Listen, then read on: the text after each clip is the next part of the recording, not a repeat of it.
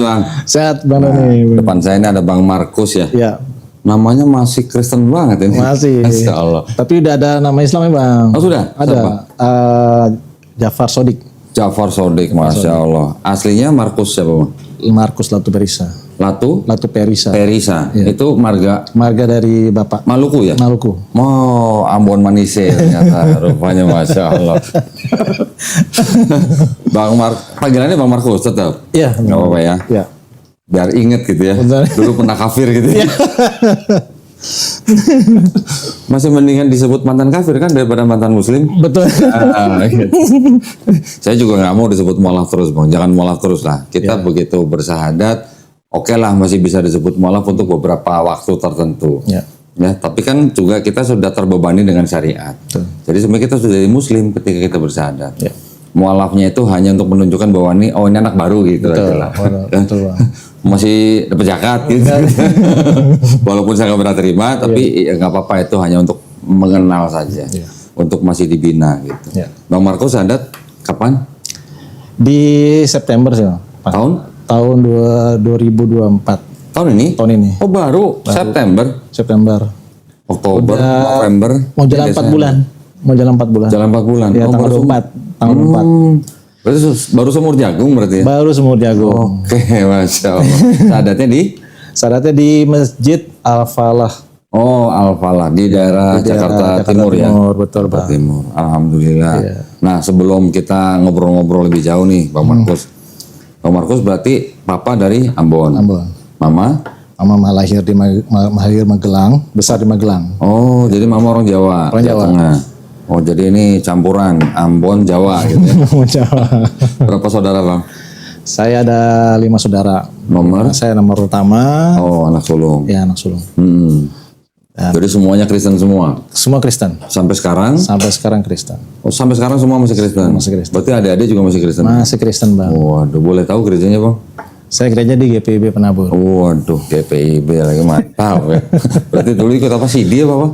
CD, betul. CD, lulus? CD kategorisasi saya lulus. Lulus semua? Pernah jadi seorang majelis juga di gereja. Kapan? Itu udah lama sih. Udah lama Bang.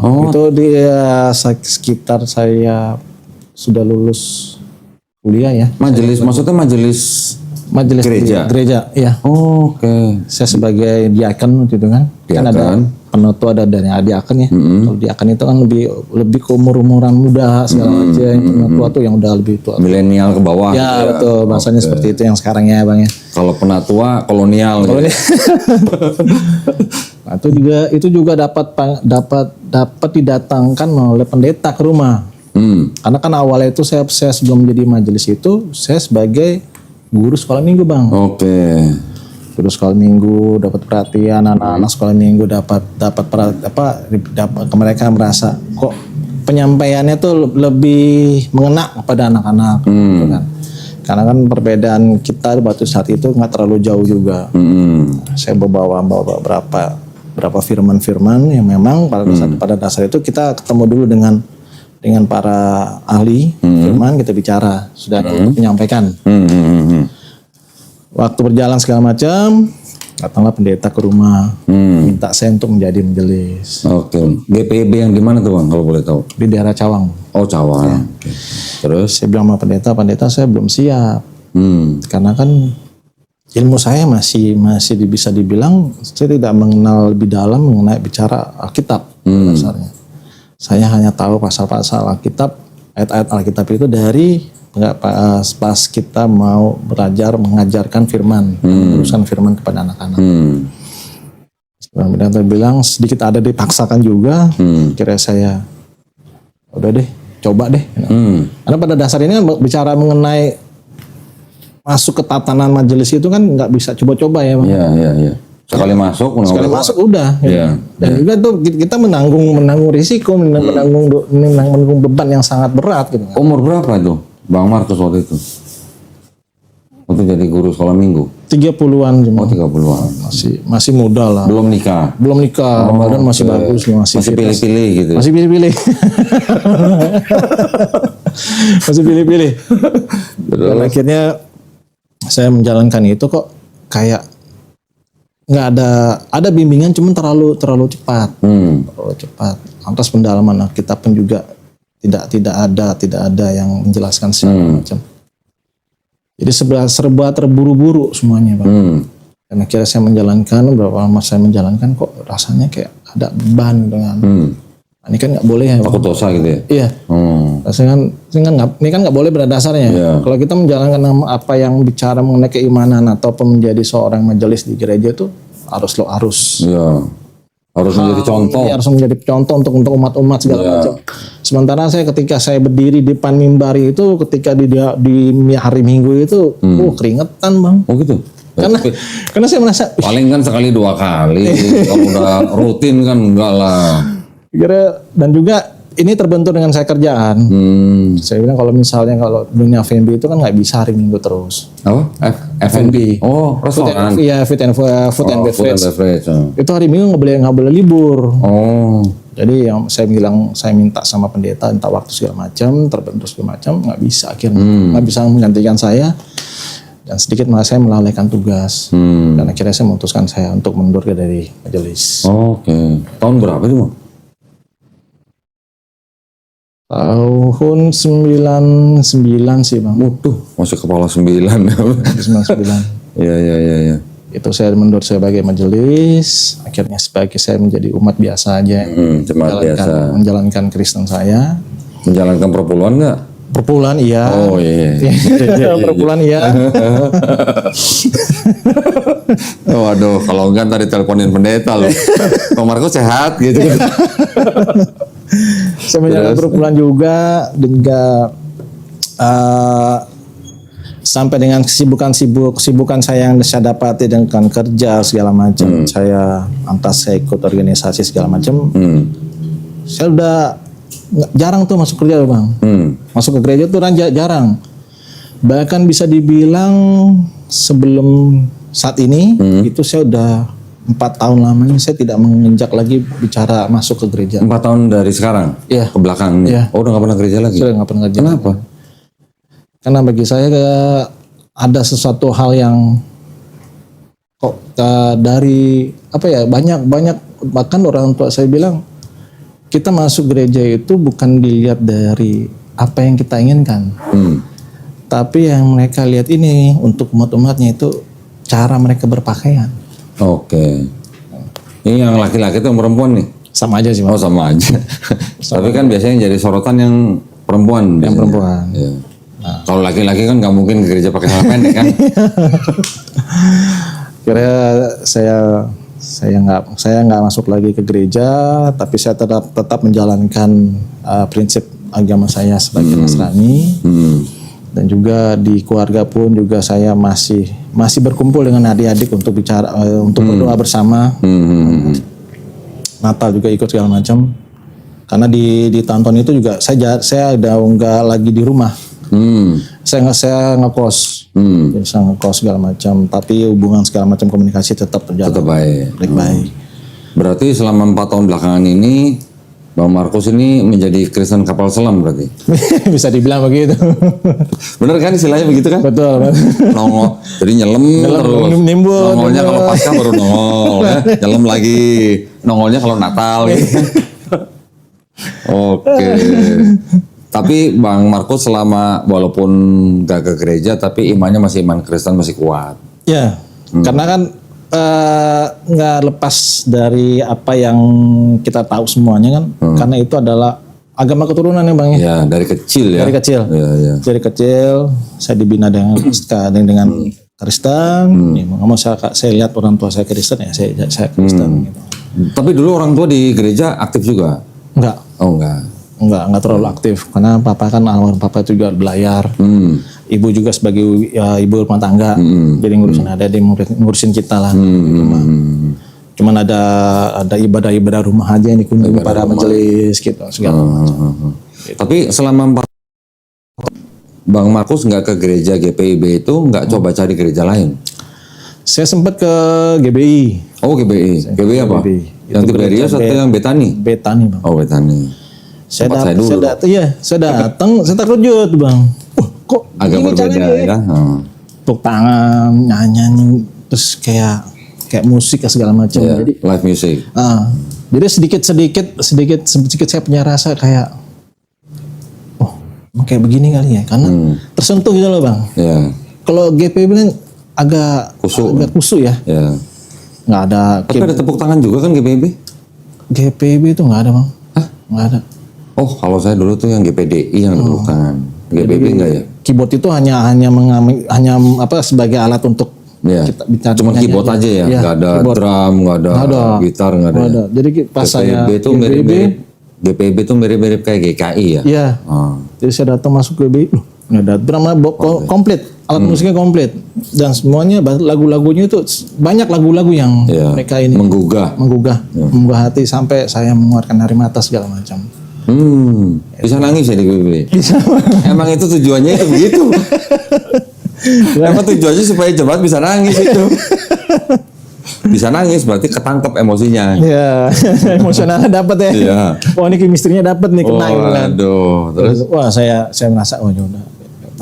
Saya teman-teman itu saat itu saya datang ke GBI, saya diajak.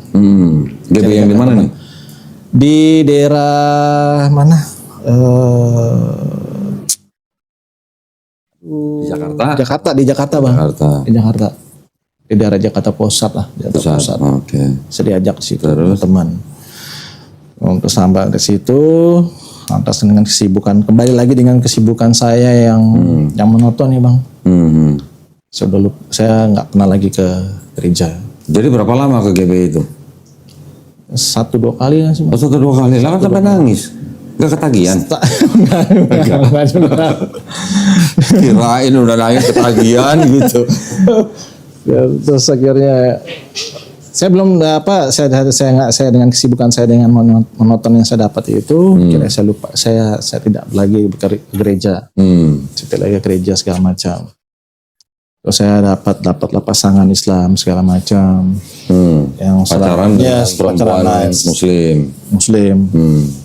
Sekian tahun mau resmi, mau jadikan suatu yang baik gitu kan, nggak jadi juga. Berapa kali karena itu? terbentur agama. Tapi kan udah jarang ke gereja. Iya, sampai karena saya kalau waktu itu kan pemikiran saya, kalau saya dapat pasangan Muslim, pasangan saya harus ikut saya. Oke. Nah, berapa kali Bang Markus menjalin hubungan dengan perempuan Muslim? Ada sekitar 5 kali bang. Waduh. Sekali lagi dapat timer ya? Sekitar 5 kali. 5 kali. Terus selama 5 kali itu Bang Markus juga selalu mengajak perempuan untuk masuk Kristen? Saya nggak mengajak, cuman dia mengajak saya masuk Islam. Oke. Saya bilang, tak dulu kalau misalnya kamu mengajak saya Islam, saya punya marga. Marga saya yang tidak bisa saya lepaskan. Berat itu ya? Berat. Tapi marganya tadi apa? Latu Perisa. Iya. Di Ambon sendiri ada nggak marga Latu Perisa tapi Muslim? Saya ke Ambon itu SMP kelas 2 bang. Oh. Jadi nggak memahami secara baik. Di Ambon itu seperti apa. Tapi saya punya ponakan. Dari saya punya bapak, punya kakak almarhum, itu dia masuk Islam. Oh, oke. Anak pertama juga. Oh, sambil diminum kopinya bang. Santai kita di sini. Keponakannya Bang Markus ada yang masuk Islam. Iya bang. Terus? Dengan berjalannya waktu, saya dapat pasangan Islam, sempat saya diadili oleh salah satu pasangan saya, dari orang tuanya. Dia apa? Diadili, Pak. Kenapa? Saya dipanggil ke rumahnya. Oleh orang tuanya. Saya dibilang, kamu sejauh apa dengan hubungan anak saya? Saya bilang sudah sejauh seperti pasangan suami istri. Oh dia marah. Dia sampai sebuat Allah Akbar. Dia bilang, anak ini mati di tangan saya hari ini. Waduh. Terus? Dia bilang dia minta istrinya untuk ambil golok. Saya bilang sama bapaknya, saya bilang, silakan bapak potong saya, tapi jangan pernah menyesal ketika darah saya menetes ke bumi. Apa yang saya lakukan pada anak bapak itu tidak ada sia-sianya bagi saya. Dan yang lebih buruknya lagi, pasangan saya ini tidak membela saya. Oh. Justru membela orang tuanya. Dan situ penyesalan saya yang sangat mendalam. Kalau cinta, kalau sayang, kenapa harus begitu kan begitu bahasa. Nah, memang sedikit dramatis sih bang. Kayak sinetron bang ya? Ya karena kayak sinetron. Sinetron. Saya bilang, sampai sempat saya bilang sama orang tuanya, kok Bapak ini seperti Tuhan ya, seorang Tuhan di mata saya. Karena Bapak bilang, apa pertanggungjawaban saya nanti ketika ada di depan di Nabi Muhammad ya bang. Saya bilang, Om, saya lahir, saya nggak tahu bahwa saya agama Kristen. Anak Om juga ketika dia lahir, dia nggak tahu dia agama Islam. Tapi beranjak dewasa, beranjak dewasa segala macam, dia lihat bahwa orang tuanya Islam, saya lihat orang tua saya Kristen, ya akhirnya saya Kristen, dia Islam. Dan permasalahannya ini kan bukan masalah agama antara Islam dan Kristen, tapi permasalahan rasa, permasalahan kasih sayang. Nah ini apa bedanya sih? Sementara Tuhan itu tidak pernah membedakan umat-umatnya. Kenapa kita sebagai umat yang percaya akan Tuhan namanya Tuhan, gitu, kok kita membeda-bedakan sendiri? Gitu. Itu pertanyaan saya tuh yang saat itu saya lontarkan ke orang tua. Orang tua itu ya. Terus? Nanti nggak bisa jawab. Nggak bisa jawab. Sekarang apa bedanya Kristen sama Islam? Semua bicara dengan kebaikan. Semua tidak bisa. Semua tidak bicara mengenai keburukan. Semua mengajarkan firman yang telah diberikan oleh Yang Maha Kuasa. Dan menjalankan itu untuk umat-umat dan menyebarkan. Ceritanya mau khotbahin gitu gimana maksudnya? Dia khotbah tapi sambil emosi. Gitu. Oke. Kalau Om mau menghajar saya dan membunuh saya silakan. Saya siap. Waduh, mantap dong. Keder jadi dong orang. Akhirnya dia melemah segala macam, dia bilang ya sudah. Pokoknya saya tidak setuju bahwa anak saya harus berpasangan dengan Kristen. Karena Kristen begini-begini sampai saya bilang bahwa berarti Om sudah menyatakan bahwa Kristen itu najis ya Om. Saya seperti binatang berarti dianggap Om. Saya bilang saya mau sampai mengeluarkan kata-kata yang tak sopan pada saat itu sih. Kira saya udah selesai semuanya, saya pulang, saya pamit pulang. Sampai saya keluar pintu rumah, dia pesan, dia bilang, saya tahu kamu tuh aktivis. Aktivis apa bang? Saya dulu aktivis bang tahun 98. Oh 98, oh aktivis 98. Aktivis Trisakti. Iya, mantap. Aktivis. Saya nggak mengakui diri saya aktivis, cuman orang mengakui saya. Oke. Membilang saya adalah seorang aktivis. Iya. Jadi saya keluar, dia bilang nanti hati-hati ya kamu ya. Kalau misalnya lagi demo segala macam. Oh siap Om. Oh itu orang tuanya malah malah gitu. Oh oke. Terus? Udah akhirnya kita saya nggak ketemu lagi dengan dia. Itu kita udah berpacaran itu selama hampir 8 tahun lamanya. Oh lama juga ya. Dari kelas 2 SMA sampai saya semester 2. Oh, oke.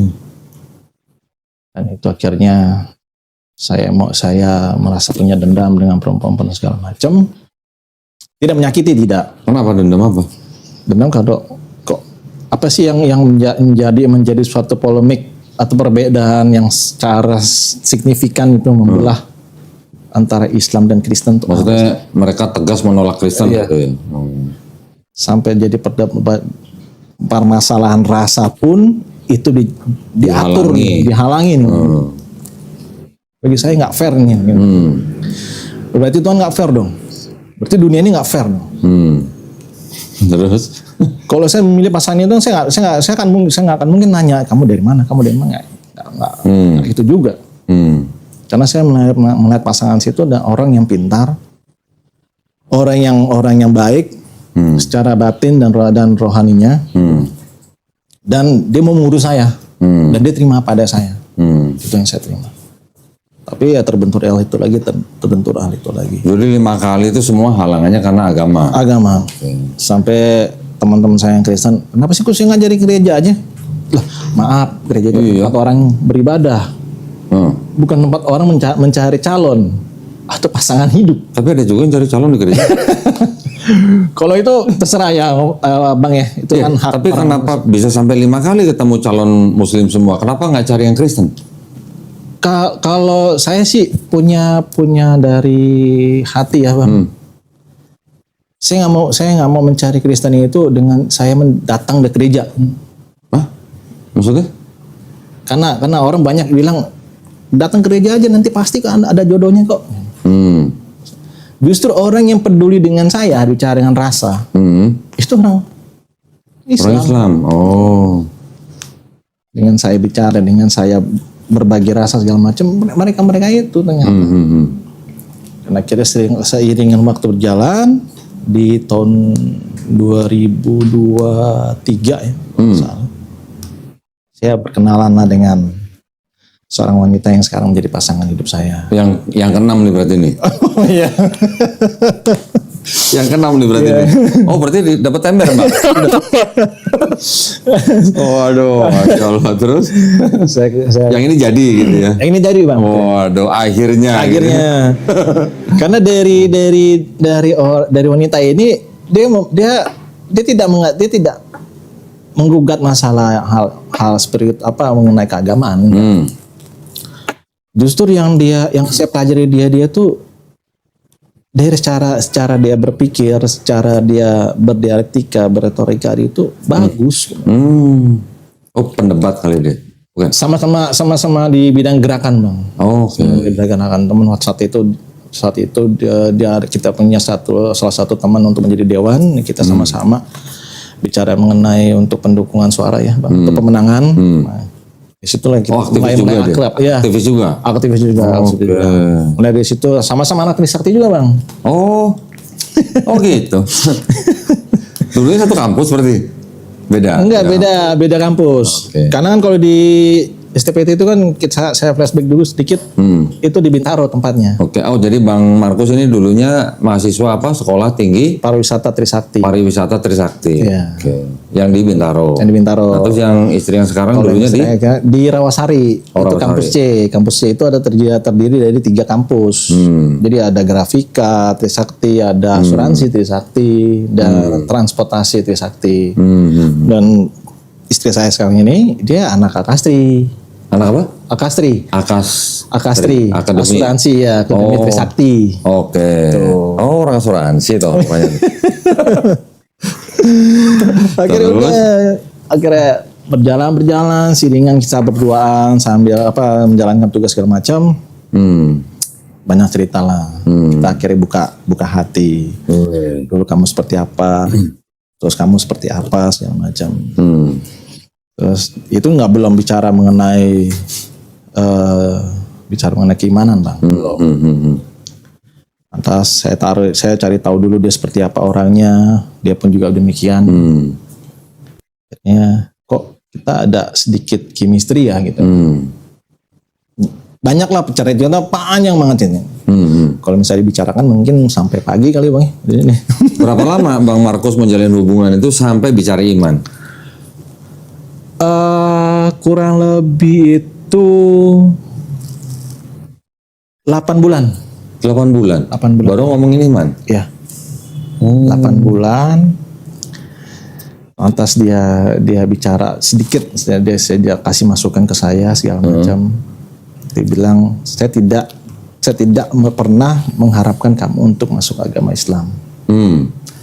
Cuman kalau kamu ingin menjadi satu imam bagi saya dan anak-anak saya, kita nggak bisa berbeda agama. Oke.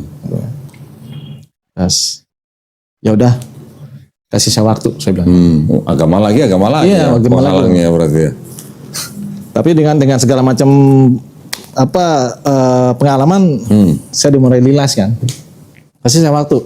Saya ingin cari tahu Muslim itu seperti apa, Islam itu seperti apa. Dikasih waktu berapa lama, Mbak? Dan dia nggak menentukan. Oh, dia nggak menentukan waktunya kapan. Terus? Saat itu pas saya di satu rumah kontrakan gitu, Bang. Saya diputarkan lah Instagram, misalnya. Kayak Instagram ya, TikTok. Nah ini tonton ini deh. Saya lihat. Nah di situ Bang Doni tanya. Oh, beda saya. Wah, Doni lagi gitu. Itu saya perhatiin Bang, saya perhatiin. Terus saya bilang, kok ada kemiripan ya?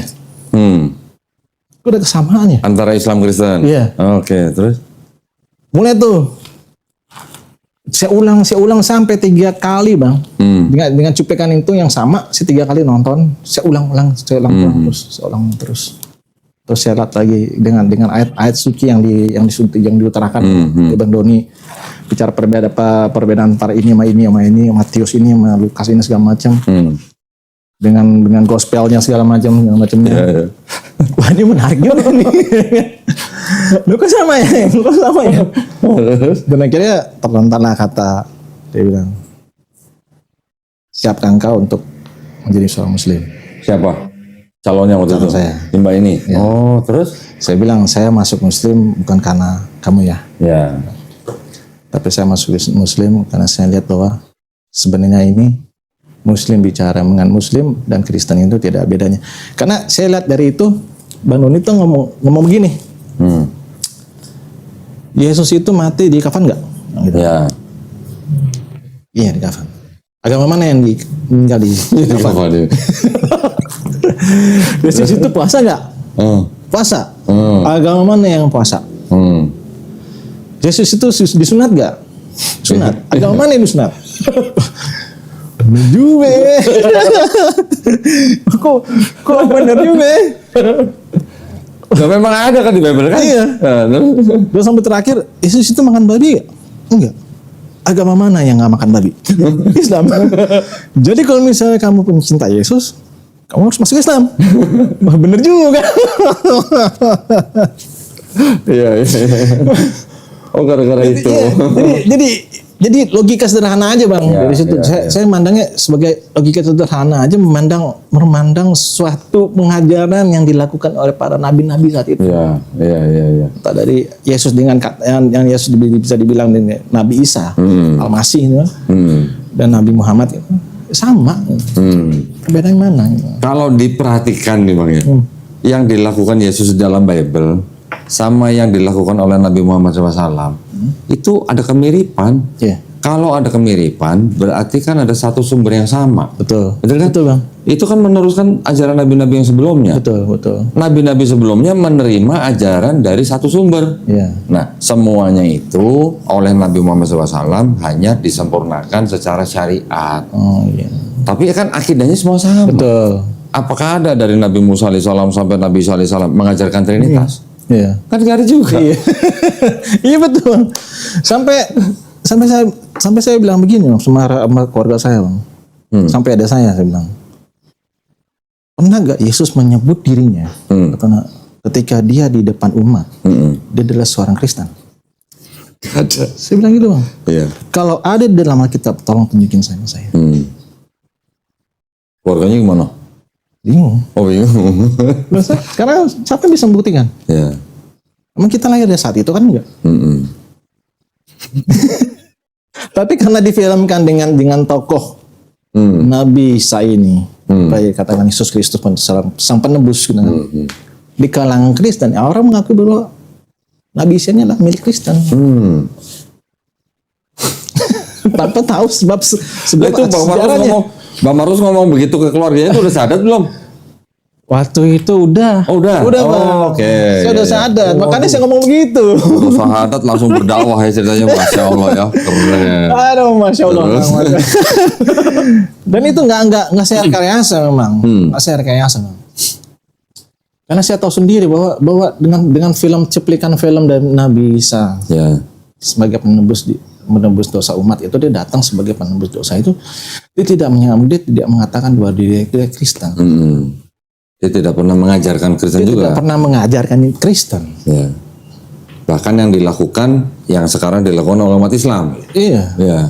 Dia membuat mujizat, mujizat untuk orang buta bisa nyala kembali, orang mati bisa dibangkitkan kembali, orang yang sakit bisa disembuhkan. Mujizat itu datang dari mana kan? Dia satu sumber yang kita tahu. Gitu.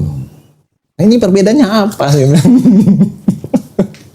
Masya Allah. Nah, waktu Bang waktu Bang Markus memutuskan untuk bersyahadat, itu membutuhkan waktu berapa lama? Dari mulai menonton video saya misalnya kan, sampai itu akhirnya 2 minggu sih Bang. cuma 2 minggu. 2 minggu. Widih, 2 minggu. keren 2 minggu. 2 minggu saya punya tekad, akhirnya saya memberikan diri. Jadi saya mau sadar. Masya Allah. Terus responnya calon waktu itu gimana? Dengar begitu? Udah senang. Oh, nggak bilang kamu pura-pura kali, gitu, enggak ya? Enggak ya. Dia bukan dia bilang alhamdulillah. Alhamdulillah. Kalau kamu sudah mengerti apa yang harus kamu jalankan. Udah akhirnya saya sadar. Hari itu juga saya minta saya harus sadar. Waduh. Kita awal itu kita ke MUI. Terus tutup, MUI nggak bisa. Hari apa waktu itu? Hari Sabtu. Oh Sabtu, udah tutup kantornya? Ya sore, kita datangnya sore jam 3:30 Bang. Oh ya udah berapa pulang lah? Iya. Iya. Kira kita, ini kemana lagi ya kita cari ya? Oh, ada satu masjid ya bilang. Di tempat dari rumah. Kita ke situ aja dulu deh. Karena dari keluarga dia pernah ada yang sadat di masjid itu. Iya. Kira saya ke sana, saya datang kebetulan ada nih orang yang bisa melakukan sadat. Kira saya di situ lah mengikrarkan namanya. Waktu bersyahadat gimana rasanya? Saya merasakan satu kenyamanan sih Bang. Saya merasakan yang namanya kesenangan dalam hati dan jiwa ini. Karena ketika saya melakukan yang namanya mengatakan 2 kalimat syahadat itu, mereka yang sekeliling saya ini mengatakan bahwa selamat datang saudara-saudaraku. Masya Allah. Sambil dirangkul. Masya Allah. Setiap Muslim itu bersaudara. Iya. Ya. Walaupun bukan saudara satu bapak satu emak gitu, tapi dalam iman itu semuanya bersaudara. Merasakan sesuatu yang sama gitu. Kita kalau Kristen sih memang saudara Bang, saudara. Tapi emang tidak seperti apa yang saya lihat ketika saya mualaf bersahadat. Oh, oke. Ya. Sepanjang saya bersahadat dan akhirnya saya menjalankan namanya seorang mualaf itu. Saya cukup bingung nih namanya ini sholat tuh kayak gimana sih? Sampai akhirnya pasangan saya ini dibikin suatu karton, ditulis urutan sholat ditulis. Oh, nggak sama masjid itu nggak dikasih pembinaan apa gitu? Saat itu sih enggak. Oh, oke. Sebelum syahadat udah sunat belum? Saya belum. Sampai sekarang belum? Astagfirullahaladzim.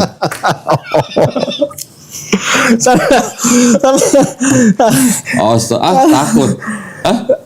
Bukannya takut sih Bang, maksudnya kalau misalnya emang harus disunat sih ya kan? Harus disunat.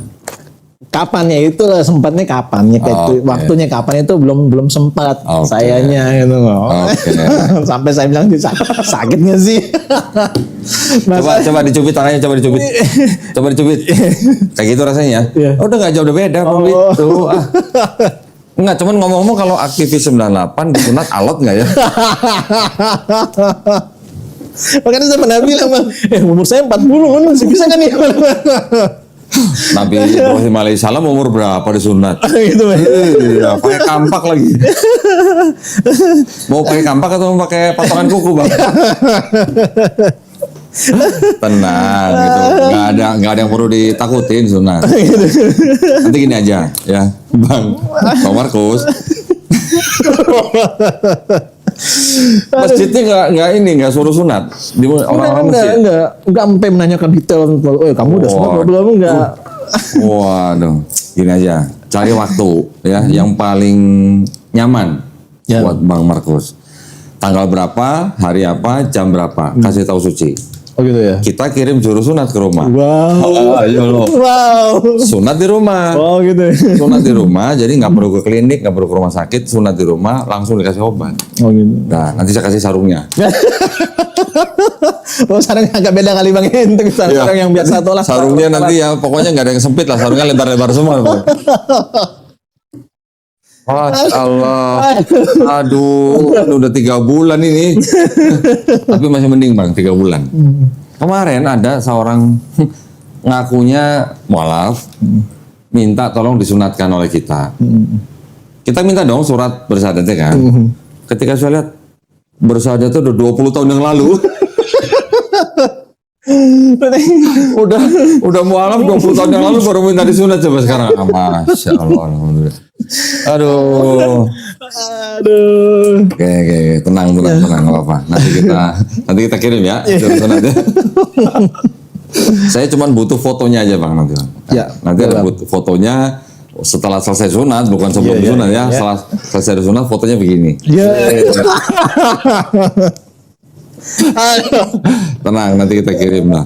Terus setelah pada waktu bersyahadat itu orang tua tahu nggak, Mama? Belum tahu. Keluarga belum ada yang tahu Bang. Terus berapa lama setelah bersyahadat itu baru kasih tahu orang tua?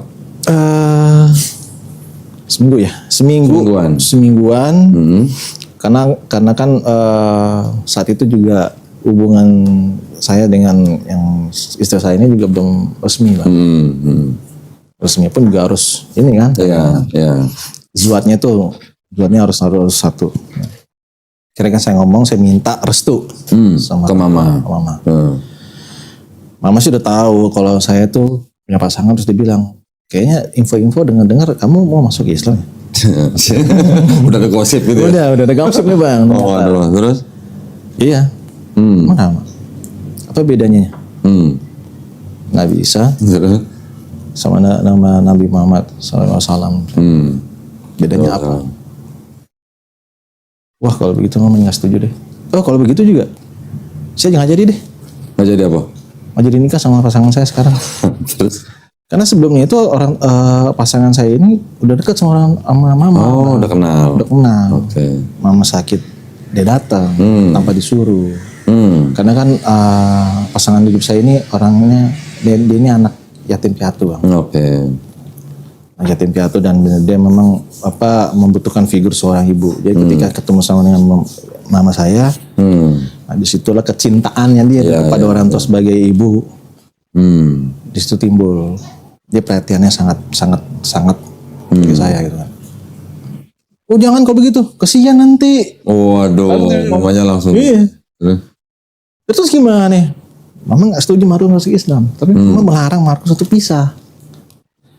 Nanti kena gede, Markus udah tua, siapa yang mau ini melayani Markus?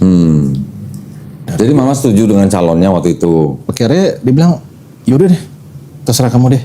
Kamu udah dewasa Markus. Kamu udah tahu mana yang buruk, mana yang enggak. Kamu memilih jalan ini, dosa kamu pikir sendiri bukan Mama. Oh ya udah Mak.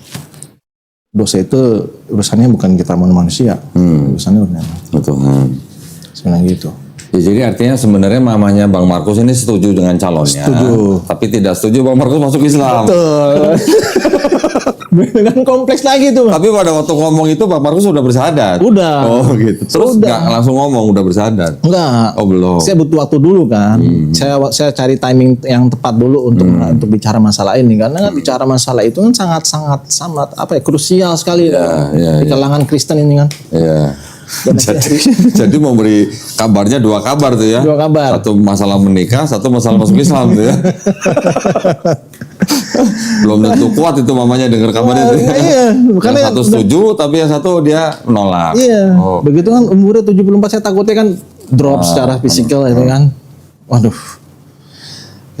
Akhirnya dengan saya nggak tahu bagaimana gitu kan. Mungkin Allah punya rencana.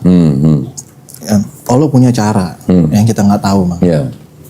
Saya sampai di rumah dengan pasangan saya bawa yang udah adik-adik saya udah tahu. Adik-adik udah tahu? Udah tahu. Oh, okay. Udah mengenal. Nggak, maksudnya adik-adik sudah tahu masuk Islam atau sudah kenal dengan calon? Sudah kenal sama calon saya. Oke. Udah kenal sama calon saya dan juga udah ada yang tahu saya masuk Islam. Oh. Itu adik